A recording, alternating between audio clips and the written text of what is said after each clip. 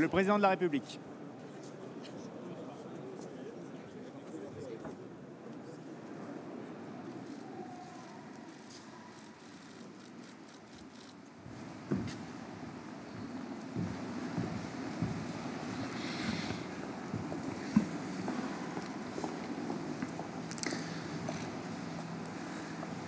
Mesdames les ministres, Mesdames et Messieurs les parlementaires et élus, Monsieur le préfet de région, Monsieur le chef d'état-major des armées, Messieurs les chefs d'état-major, officiers, officiers mariniers, sous-officiers, soldats, aviateurs, quartiers-maîtres et marins, gendarmes, personnel civil des armées, Mesdames et Messieurs, le métier des armes n'est pas un métier comme les autres.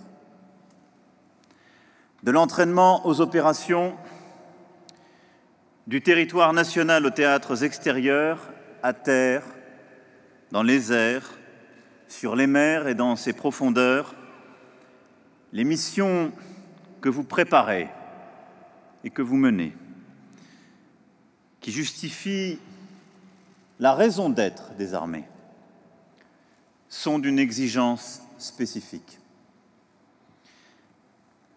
Un militaire ne choisit pas sa mission. C'est la nation qui en décide et exige de lui en toutes circonstances discipline, disponibilité, loyauté, neutralité. Et l'esprit de sacrifice, cette forme de don de soi qui porte en elle indissociable la possibilité de donner jusqu'à sa propre vie. En 2019, 26 de vos camarades sont morts en opération ou en entraînement dans l'accomplissement de leur mission de combat.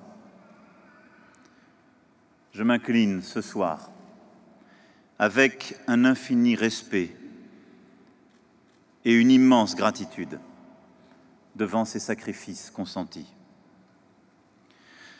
En ces lieux, je pense avec une émotion particulière au commandant Baptiste Chirier et au capitaine Audrey Michelon. Il y a un an, le 9 janvier 2019, ces deux pilotes, deux officiers de l'armée de l'air, disparaissaient lors d'une mission d'entraînement à bord de leur Mirage 2000D.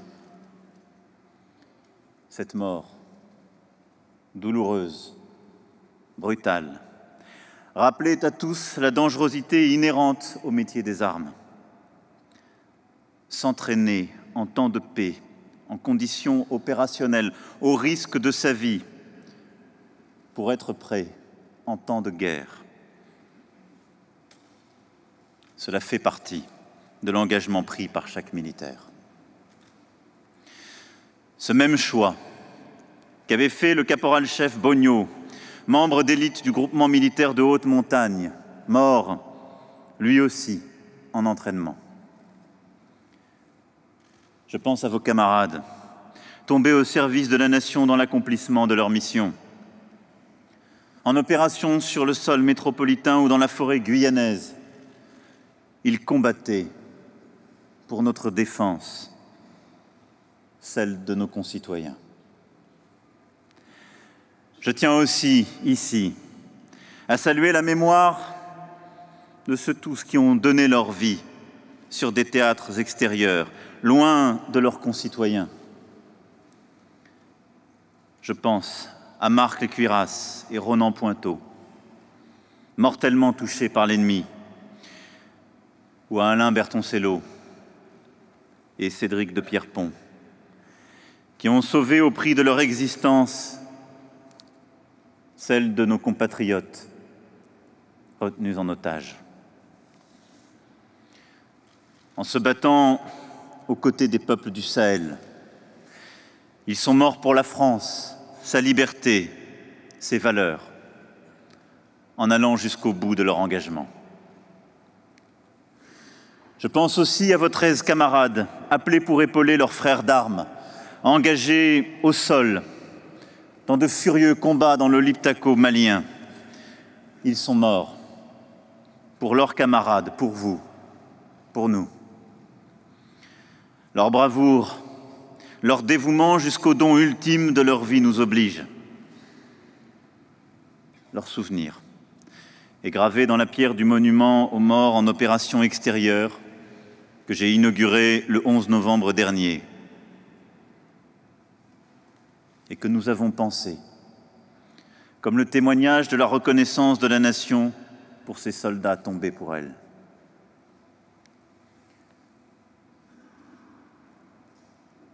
La mort d'un militaire au combat endeuille la nation. Mais elle ne l'affaiblit pas, jamais. Au contraire, elle la renforce, la soude, la justifie. Et elle oblige ses frères d'armes, ceux qui restent, à en être dignes, et eux aussi à être dignes de la nation. Vous, qui êtes réunis ce soir, êtes l'image vivante de cette dignité. Et à travers vous, je veux rendre hommage à l'ensemble des armées.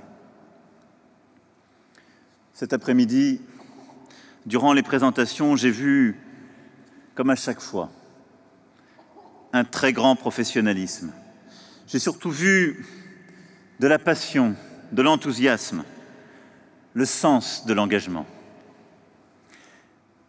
Vous offrez à la France votre jeunesse et votre énergie, votre vie. Et cela, les Français le savent et vous en sont infiniment reconnaissants. Alors, en leur nom, en ce début d'année, je tiens à nouveau à vous en remercier. Je vous remercie de faire face, comme le dit cette belle devise du capitaine Guynemer, qui a reprise toute l'armée de l'air et qui nous accueille aujourd'hui sur cette impressionnante base aérienne d'Orléans-Brissy. Je remercie vos chefs qui vous commandent et à qui je veux renouveler ce soir l'expression de toute ma confiance. Je pense plus spécialement à vos camarades qui, pour nous défendre, n'ont pas pu être auprès de leurs proches à Noël et en fin d'année, et à ceux qui, en ce moment, sont engagés en opération partout dans le monde et sur le territoire national. Je sais combien la présence de vos familles à vos côtés est importante dans le parcours d'une vie militaire. Car être militaire, c'est plus qu'un métier, c'est un état, presque un mode de vie qui s'impose à vos familles, mais qu'elles partagent.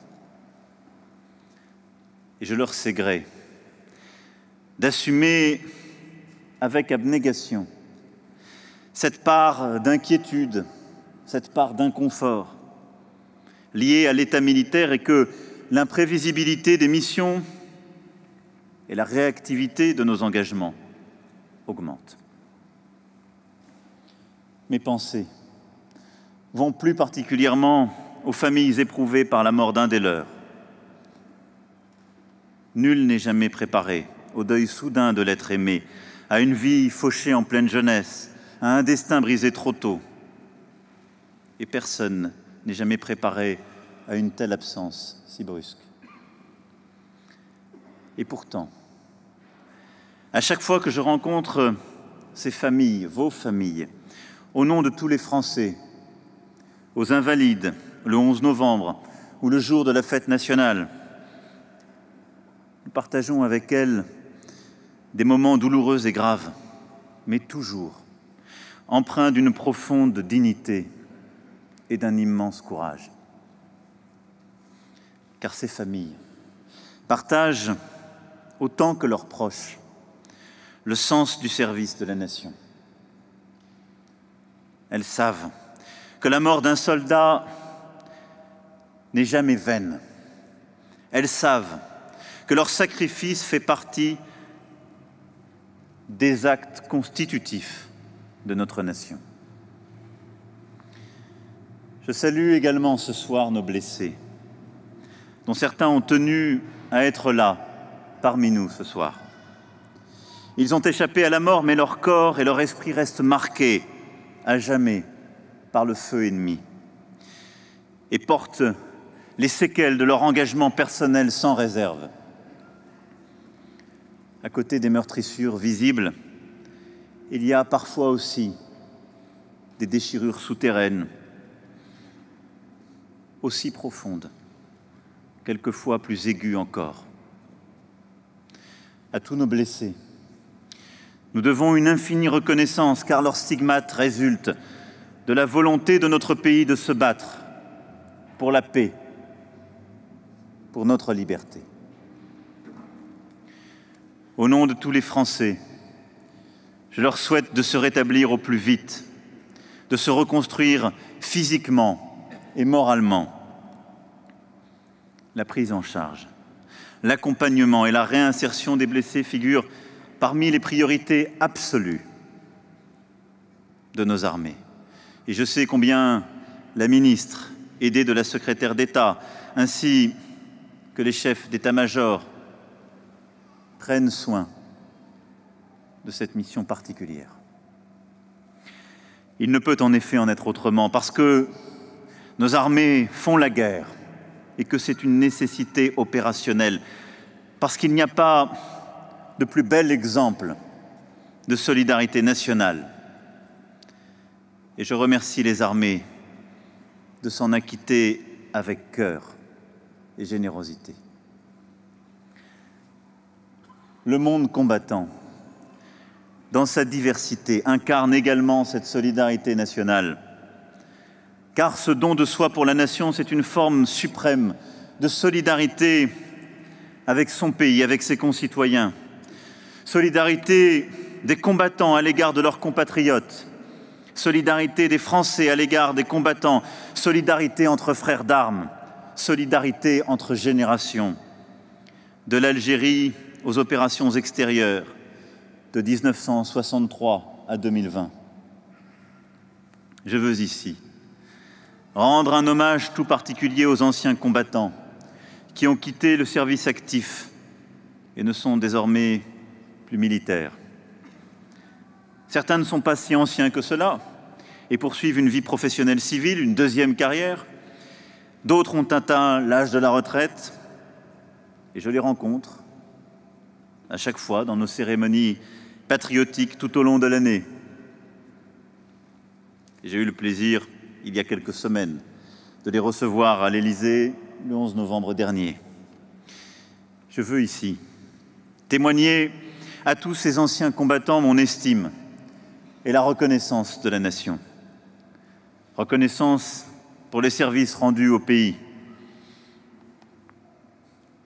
Tous me le disent. Les armées leur ont beaucoup offert. Le métier des armes est un enrichissement pour toute une vie qui les porte à témoigner et à transmettre encore et inlassablement auprès des plus jeunes générations. On cesse peut-être à un moment donné d'être militaire. On ne cesse jamais d'être engagé. Comme bénévole, comme citoyen, en continuant à porter haut les valeurs de la défense dans la vie civile, politique et associative. Leur rôle est essentiel et constitue bien l'un des ciments de notre nation. Je salue leurs représentants ce soir et leur redis que nous avons besoin de leur engagement, pour notre jeunesse en particulier, afin que vive cet indispensable lien, cette osmose entre la nation et son armée, qui insuffle à tous le sens des valeurs premières. Je sais combien, Madame la secrétaire d'État, vous êtes attachée à ce rôle. L'exemple, la transmission, cet engagement du monde combattant, d'active et de réserve auprès de nos jeunes, j'y tiens absolument. Le service national universel, qui va monter en puissance dès cette année après la préfiguration réussie de juin dernier, se fera donc avec vous tous et avec le soutien des Français qui croient dans leurs armées, admirent leurs militaires et comptent sur eux. C'est fort de ce soutien de toute la nation, que dès mon élection, j'ai fait de la défense une priorité. Vous le savez, je me suis engagé sur une trajectoire budgétaire inédite que j'ai fait inscrire dans la loi de programmation militaire 2019-2025. Cet engagement, je l'ai pris parce que c'est ma responsabilité de chef d'État et de chef des armées et que je l'estime nécessaire pour relever les défis stratégiques et militaires qui sont devant nous, dans un monde chaque jour plus dangereux, instable. Oui, la menace augmente. Et ce début d'année, s'il était besoin, nous l'a encore rappelé. Il ne s'agit pas d'un discours pessimiste, ni de mots mal pesés, mais d'un constat lucide, encore confirmé. Il nous faut nous adapter, nous renforcer. La sécurité de la nation, son avenir, sont bel et bien en jeu. C'est pourquoi je resterai ferme sur mon engagement, comme je l'ai été depuis le début. Et je sais, en la matière, pouvoir compter sur l'engagement de la ministre, mais aussi du président et de la présidente des commissions compétentes à l'Assemblée nationale et au Sénat et de l'ensemble des élus concernés. Les ressources budgétaires prévues en 2018 et 2019 ont bien été allouées et l'objectif reste et restera de porter l'effort de défense à 2% du produit intérieur brut en 2025. Quand je me déplace dans vos unités, que je viens à votre rencontre, je constate toujours avec satisfaction que cet effort important que la nation consent est productif et vertueux. Car grâce à ces investissements, grâce aux efforts fournis chaque jour pour honorer cette confiance, en vous réorganisant, en innovant, en coopérant, nous sommes au rendez-vous des opérations. Je veux vous remercier, Madame la Ministre, pour votre action à la tête du ministère et saluer la profonde transformation que vous avez engagée avec l'aide très précieuse de la secrétaire d'État. Vous vous consacrez à votre mission avec talent et passion et les résultats sont là. Je veux vous remercier, mon général, pour votre engagement constant en tant que chef d'état-major des armées et pour celui des hommes et des femmes que vous commandez, qui font notre fierté et à qui nous devons tant. Nous savons les défis qui nous attendent, je sais aussi ceux que nous avons su relever. L'année 2019 a été dense, tant sur le plan des opérations que sur le plan de la modernisation de notre outil militaire. Et l'année 2020 se poursuivra avec la même ambition sur chacun de ces points. Sur le plan opérationnel, l'engagement a été intense sur de nombreux théâtres. Au Proche et Moyen-Orient, malgré les mutations de la région, nos forces engagées dans l'opération Chamal poursuivent les opérations de lutte contre Daesh, dont le califat territorial n'existe plus, mais dont la menace pèse toujours, sous une autre forme, larvée, plus insidieuse. Aujourd'hui, sur cette base aérienne, j'ai une pensée particulière pour les aviateurs déployés sur la base aérienne projetée H5. J'étais hier avec le roi de Jordanie, qui à nouveau remerciait la France pour cette présence, et tous ceux qui connaissent la région et regardent avec lucidité la menace terroriste savent combien la place de la coalition internationale contre Daesh est indispensable et combien la France, depuis le début, avec constance, encore ces derniers mois et ces dernières semaines, elle est restée avec détermination, avec courage. C'est par notre engagement, notre présence au sein de cette coalition que nous sommes crédibles pour tant et tant de pays de la région. Les discours politiques et diplomatiques ne valent rien s'ils ne sont pas suivis des faits. Ceux qui se battent contre la menace terroriste, ceux qui la subissent dans cette région, savent qui est là et qui reste, même quand cela tousse, si je puis dire. Les dernières semaines l'ont montré, il y a parfois loin des discours aux réalités. Nous sommes restés. Dans la péninsule arabique et dans le golfe arabo-persique, où les tensions montent, nous avons déployé en un temps record la Task Force Jaguar, qui contribue à la réassurance du Royaume saoudien. Et par les initiatives que nous menons avec nos partenaires européens, nous renforçons la sécurité maritime dans cette région si stratégique pour nous.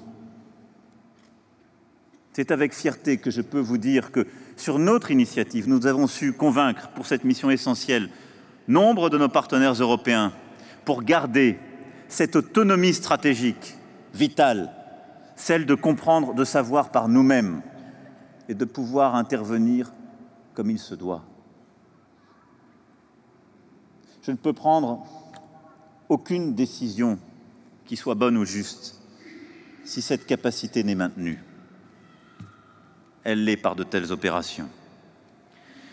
Et je veux ici aussi mentionner les opérations navales que notre marine conduit partout dans le monde, du canal de Syrie au golfe arabo-persique, du golfe de Guinée à l'Atlantique Nord. Nous avons là aussi inauguré nombre de ces missions. Et nous avons pu constater en fin d'année dernière, lorsqu'il s'agit par exemple du golfe de Guinée, combien la présence française est là aussi déterminante, parfois la seule qui reste, à coup sûr la plus appréciée. Dans la lignée de ces opérations, le groupe aéronaval viendra soutenir l'opération Chamal de janvier à avril 2020, avant de se déployer en Atlantique et en mer du Nord. Une fois de plus, notre porte-avions sera le cœur d'opérations combinées de plusieurs pays européens. Allemagne, Belgique, Pays-Bas, Espagne, Portugal, Grèce participeront à l'escorte du Charles de Gaulle au cours de sa mission.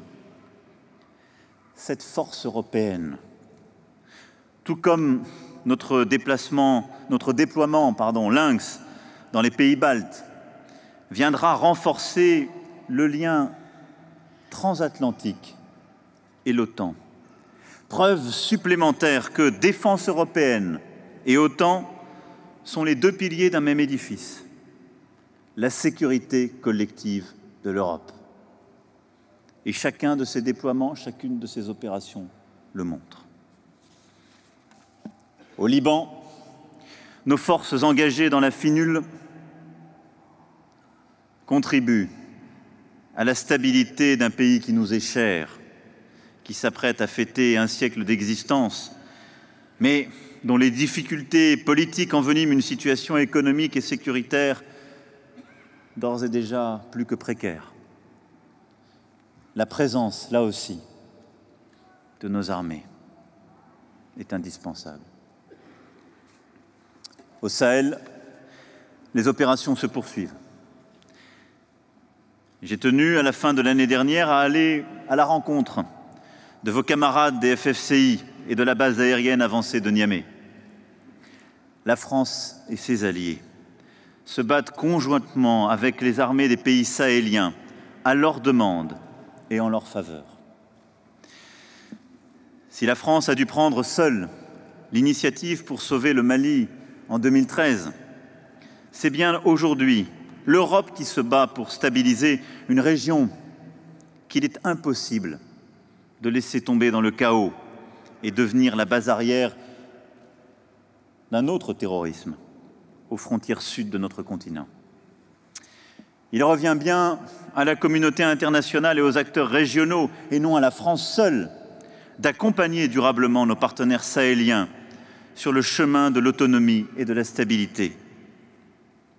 C'est pour cela que nous avons soutenu le Burkina Faso, le Mali, la Mauritanie, le Niger et le Tchad pour créer dès 2014 le G5 Sahel et se doter en juillet 2017 d'une force conjointe.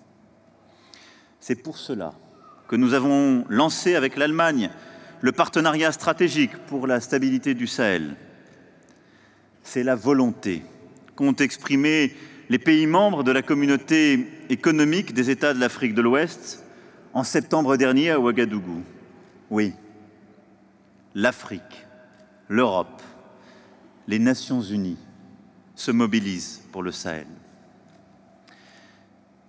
Sur cette région du monde, j'entends toutefois les doutes et les inquiétudes.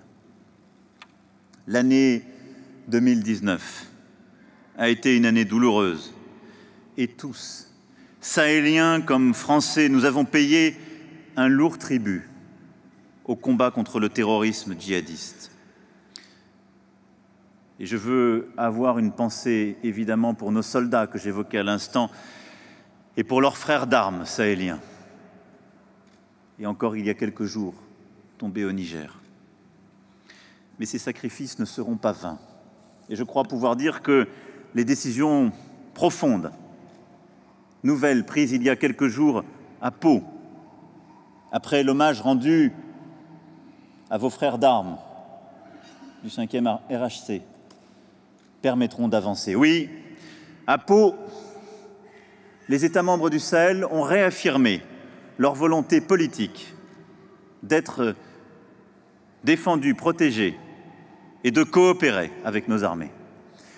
À Pau, nous avons bâti, décidé d'une coalition internationale pour le Sahel, nouvelle, profonde, reposant sur 4 axes.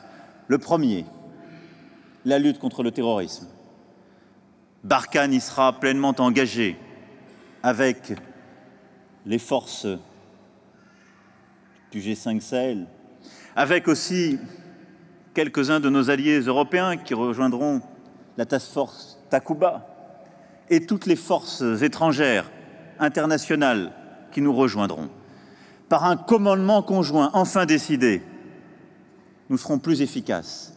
Mais nous avons défini l'ennemi principal et la zone, en nous concentrant sur les 3 frontières, en donnant comme priorité la lutte contre le IGS et en concentrant tous ces moyens regroupés à 7 endroits contre principalement ce groupe et les quelques autres qui l'aident ou coopèrent.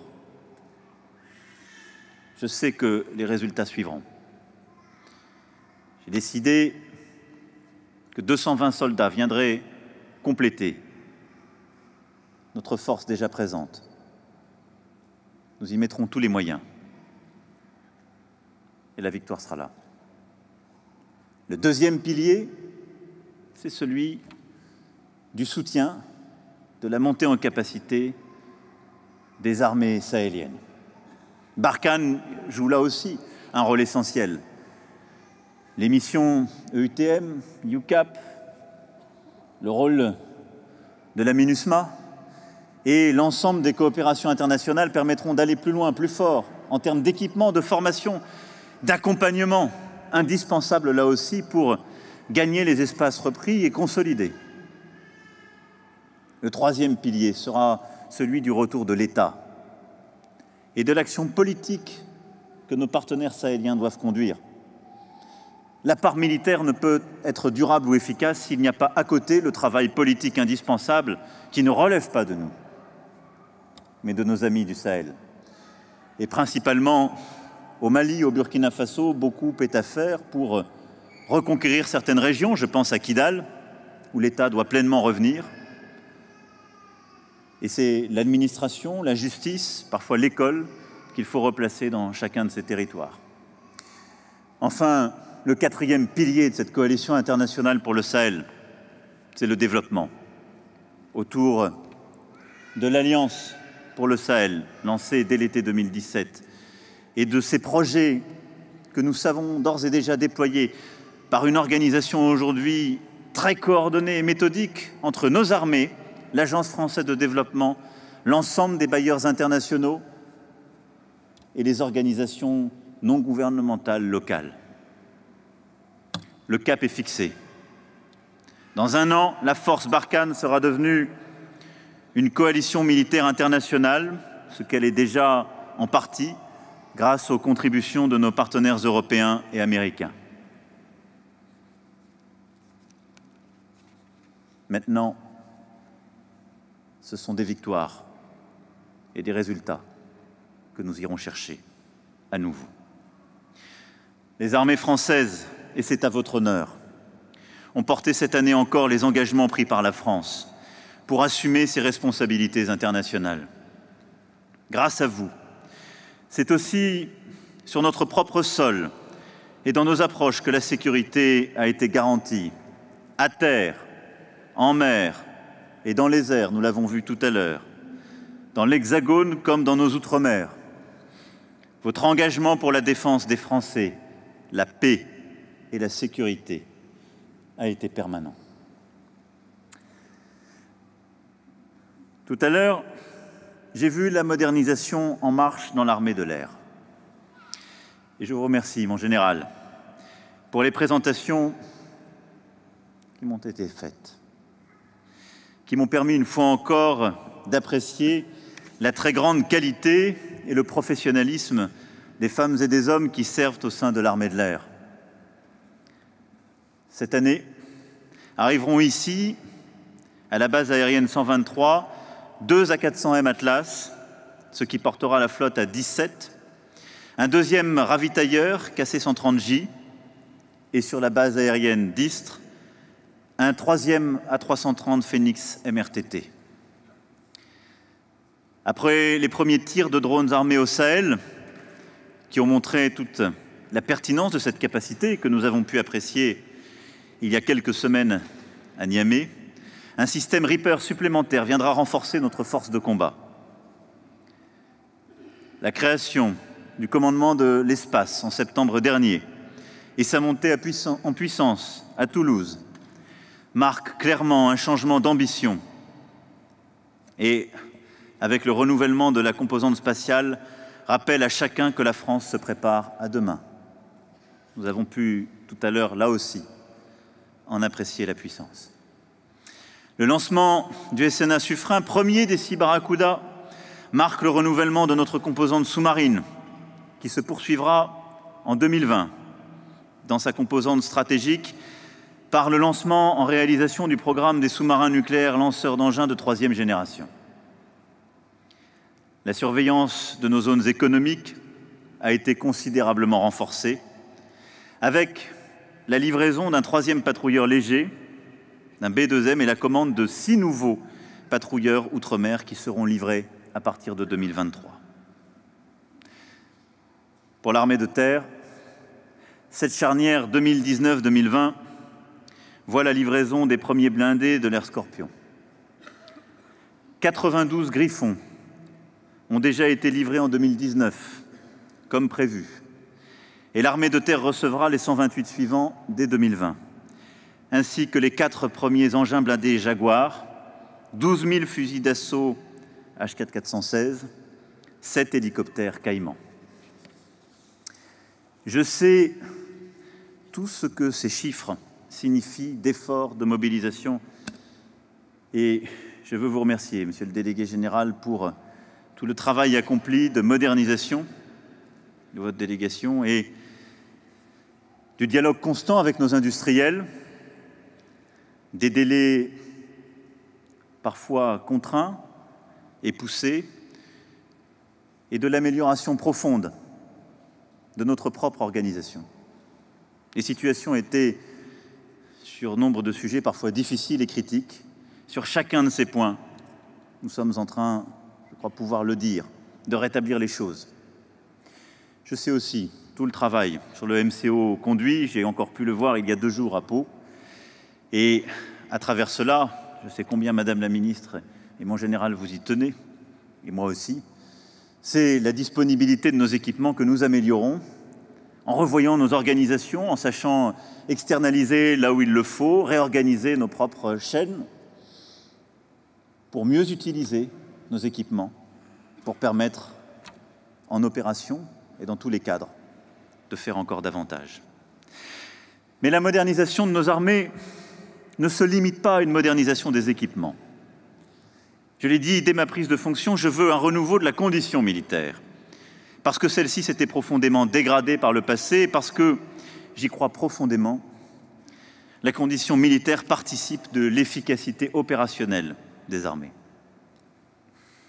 Le plan d'amélioration des conditions de vie et d'accompagnement des familles, mis en œuvre depuis 2018, comme le programme hébergement, lancé en 2019, illustre le changement d'ambition que j'ai souhaité et que j'entends concrétiser au plus près des préoccupations du terrain, c'est-à-dire, comme vous m'avez souvent peut-être entendu le dire, à hauteur d'homme.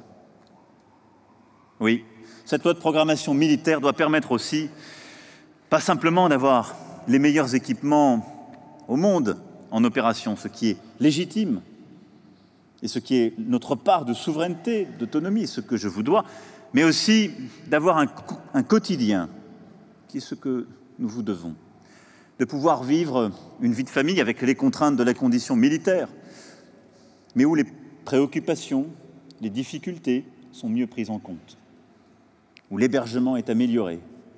Et c'est nécessaire parce que, là aussi, cela fait partie du pacte avec la nation, mais parce que, de manière très simple, c'est une condition de l'attractivité et de la fidélisation pour nos armées.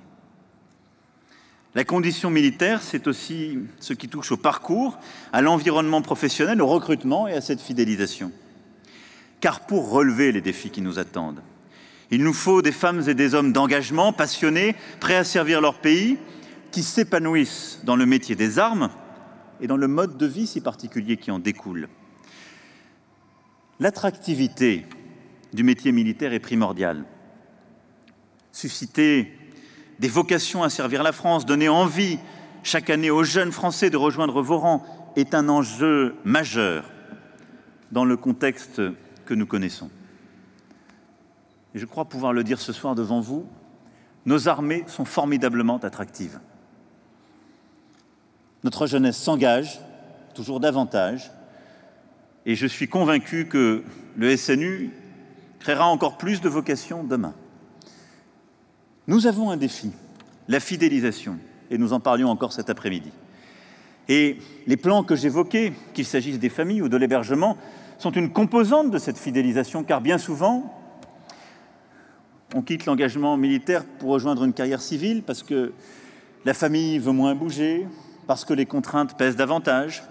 Et il nous faut répondre à ces aspirations légitimes en gardant bien évidemment ce que sont les spécificités de la condition militaire, mais en sachant entendre, accompagner. Fidéliser est un défi sur lequel nous continuerons de nous engager, car il est déterminant.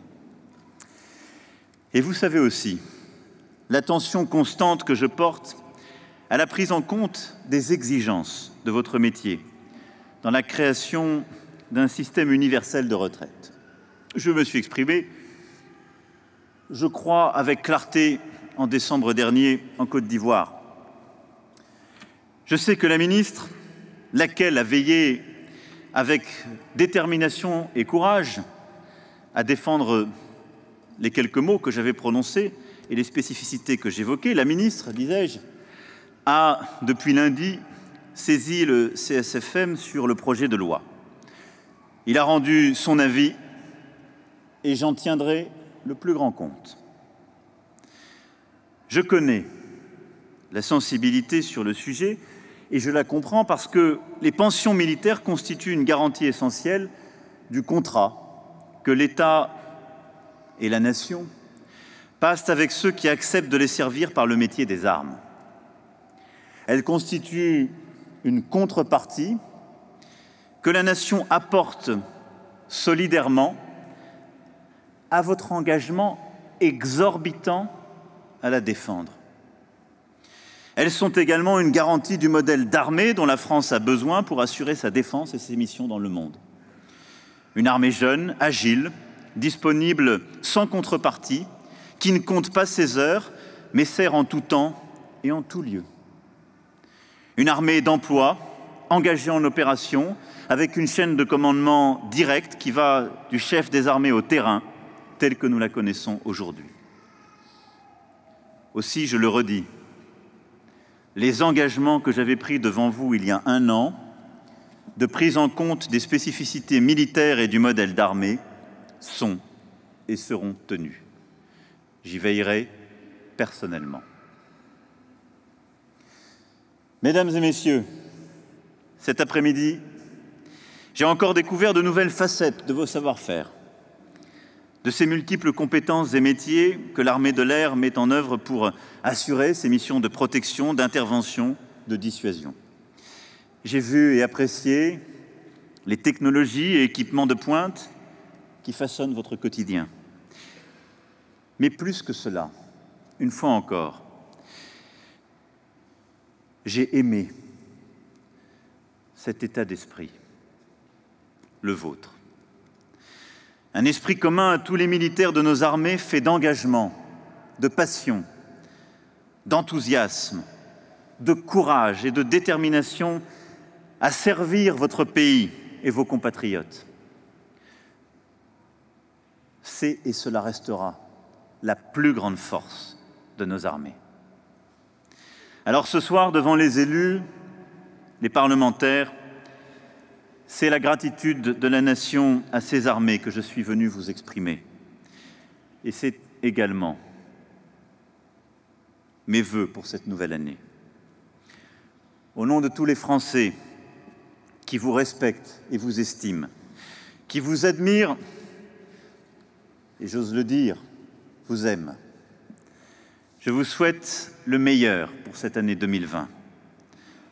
Dans vos missions, pour le succès des armes de la France, dans votre vie personnelle et familiale. Merci de ce que vous faites et de ce que vous êtes. Merci de porter si haut nos couleurs et l'esprit français. J'en suis fier. Merci de cela. Alors ce soir, je suis venu vous transmettre tous les vœux de la nation pour cette année qui s'ouvre. Tous ces vœux. Nous continuerons ensemble. Merci à chacune et chacun d'entre vous. Vive la République! Vive la France!